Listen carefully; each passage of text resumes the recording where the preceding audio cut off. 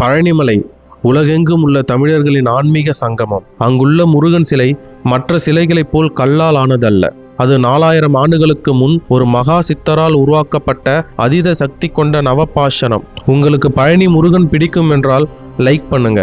அந்த அற்புதத்தை செய்தவர்தான் போகர் சித்தர். 14 சித்தர்களில் ஒருவரான போகர் ரசவாதம், மருத்துவம் மற்றும் வானியலில் ஈடு இணையற்றவர். மேருமலையில் தவம் இருந்தபோது 9 சித்தர்கள் இவருக்கு காட்சி தந்து காயகல்ப முறையையும் இறந்தவர்களை பிழைக்க வைக்கும் சஞ்சீவி ரகசியங்களையும் உபசரித்தனர். இவர் சீன தேசத்திற்கு சென்று அங்குள்ள மக்களுக்கு மருத்துவ ஞானத்தை வழங்கியதாகவும் வரலாறுகள் கூறுகின்றன.